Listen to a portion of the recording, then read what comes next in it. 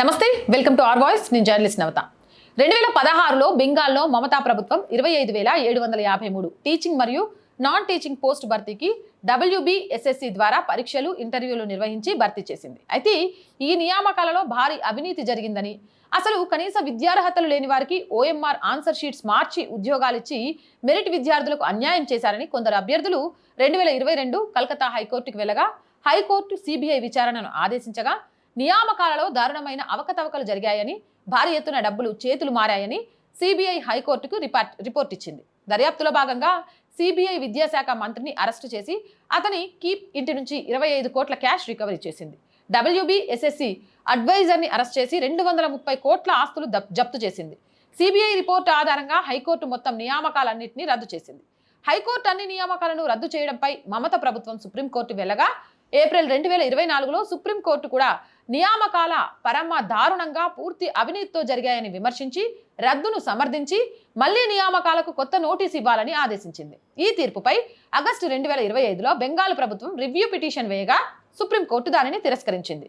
అంతేకాకుండా తప్పుడు పద్ధతుల ద్వారా ఎంపికైన అభ్యర్థుల జాబితా పబ్లిక్ డొమైన్లో ఉంచాలి అని ఆదేశించగా WBSSC 1,804 మంది అభ్యర్థుల జాబితా ప్రకటించింది. అంతేకాకుండా వారు మళ్లీ పరీక్షకు హాజరు కాకుండా చూడాలి అని కూడా ఆదేశించింది. కలంకిత అభ్యర్థుల గురించి మేమేం చెప్పలేదు అని చెప్తారా అని ఈ నెల 3న సుప్రీంకోర్టు బెంగాల్ ప్రభుత్వాన్ని దారుణంగా తిట్టింది. మా తీర్పు మీకు అర్థం కాలేదా? ఈ కలంకిత అభ్యర్థుల గురించి ప్రభుత్వ అడ్వకేట్ జనరల్ వాదిస్తున్నారు అంటే వారు మీకు అంత ముఖ్యమైన అభ్యర్థులా? వీళ్ళ కోసం న్యాయమైన అభ్యర్థులను మోసం చేసి OMR షీట్స్ మారుస్తారా? మళ్ళీ వీళ్ళని కొత్త ప్రాసెస్లో ఇరికిద్దామని చూస్తున్నారా? లేకపోతే ఏ ఉద్దేశంతో మీరు కలకత్తా హైకోర్టుకు వెళ్ళి ఈ కలంకిత అభ్యర్థులు కూడా మళ్ళీ పరీక్షకు హాజరుకి అనుమతి ఇవ్వాలని కోరుతున్నారు అంటూ ఘాటుగా మొట్టకాయలేసి మరీ తిట్టింది. మీకు CBI ఆ కలంకిత అభ్యర్థుల లిస్ట్ ఇచ్చింది. వాళ్ళలో ఎవరైనా మళ్ళీ పరీక్షకు హాజరయ్యారు అని తెలిస్తే మీ నెత్తి మీద టన్ను ఇటుకల బరువులు మేం పడతాయి, జాగ్రత్త అంటూ హెచ్చరించింది. మీరు ఇప్పటికే 25,000 అభ్యర్థుల జీవితాలను నాశనం చేశారు. నియామక విధానాన్ని మేము ఒక కంట కనిపెడుతూనే ఉంటాం.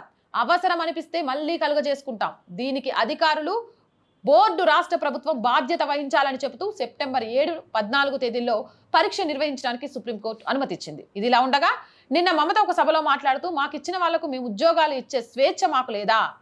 ప్రతి సంస్థ తమకు నచ్చిన వాళ్లకు ఉద్యోగాలు ఇస్తాయి కదా అంటూ తమ ప్రభుత్వం చేసిన తప్పును సమర్థించే పని చేసింది. సరే, దారుణమైన అవినీతి చేసి సుమారు 25,000 మంది అభ్యర్థుల జీవితాలను మమత ప్రభుత్వం నాశనం చేసింది అని హైకోర్టు మరియు సుప్రీంకోర్టు చాలా ఘాటుగా విమర్శించిన ఈ కేసు గురించి మన సెక్యులర్ ఉదార మేధావులు ఒక వ్యాఖ్యమైన సోషల్ మీడియాలో రాశారా? ఈ కేసులో అప్పటి విద్యాశాఖ మంత్రి 3 సంవత్సరాలుగా ఇంకా జైల్లోనే ఉన్నాడు. ఈ ఉదార మేధావుల రక్షణ ఉంటుంది అనే దానికోసమే ఈ మమతలు, లాలులు సెక్యులర్ కవచం తొడుక్కుంటారు. ఆశ్చర్యం ఏమిటంటే బెంగాల్ నుంచి తమను శాశ్వతంగా అధికారానికి దూరం చేసిన మమత ఈ ఫ్రాడ్ పై కమ్యూనిస్టు సోషల్ మీడియా వారు కూడా చాలా వరకు మౌనం వహించారు. అంటే దొంగలు ఊర్లు ఎలా వంచుకుంటున్నాయనే విషయాన్ని అర్థం చేసుకోవాలి. మీ అభిప్రాయం ఏంటి? కామెంట్ సెక్షన్లో పెట్టేయండి. మోర్ వీడియోస్ కోసం ఆర్ వాయిస్ ఛానల్ వెంటనే సబ్స్క్రైబ్ చేయండి. మళ్ళీ చెప్తున్నానండి, ఆర్ వాయిస్ పొలిటికల్ రెండు మన ఛానల్సే. So please subscribe our channels. మీరు చేసే సబ్స్క్రిప్షన్ ఛానల్స్కి కొండంత బలాన్ని ఇవ్వడంతో పాటు మాకు కూడా కొత్త ఉత్సాహంతో ఇంకా మంచి కంటెంట్ని మీ ముందుకు తీసుకురావడానికి చేయుతగా నిలుస్తుంది. అలాగే ప్రతి వీడియోని లైక్ చేయండి, షేర్ చేయండి. దాని ద్వారా మన వీడియోస్ వైరల్గా మారతాయి. వైరల్గా మారటం ద్వారా ఏం జరుగుతుంది అనేది సాధారణ పౌరుల దాకా వెళ్ళడానికి అవకాశం ఉంటుంది. అలాగే కొంతకాలం ఆర్ వాయిస్ని ఆర్థికంగా ముందుకు నడిపించాల్సిన బాధ్యత మీదే. ఆర్ వాయిస్కి ప్లీజ్ ఆర్థికంగా సపోర్ట్ చేయండి. సపోర్ట్ చేయాలి అంటే సబ్స్క్రిప్షన్ పక్కనే జాయిన్ అనే బటన్ ఉంది. 1 to 5 లెవెల్స్ ఉన్నాయి. ఏదో ఒక లెవెల్లో సపోర్ట్ చేయండి. లేదా స్క్రీన్ మీద గూగుల్ పే, ఫోన్పేతో పాటు అకౌంట్ డీటెయిల్స్ ఉన్నాయి. మీకు తోచిన సహాయాన్ని అందించవచ్చు.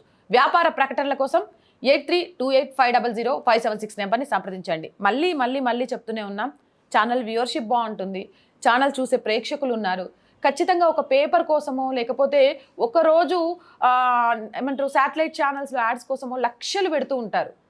మాలాంటి యూట్యూబ్ ఛానల్స్కి చాలా చిన్న మొత్తంలో యాడ్స్ ఇవ్వడానికి ఆలోచిస్తూ ఉంటారు. ఎందుకు అనేది అర్థం కాదు.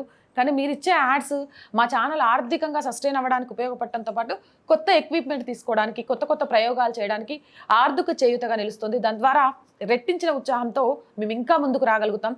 సో ప్లీజ్ యాడ్స్ రూపంలో కూడా ఆర్ వాయిస్కి చేయూతగా నిలవండి. జై హింద్, జై భారత్.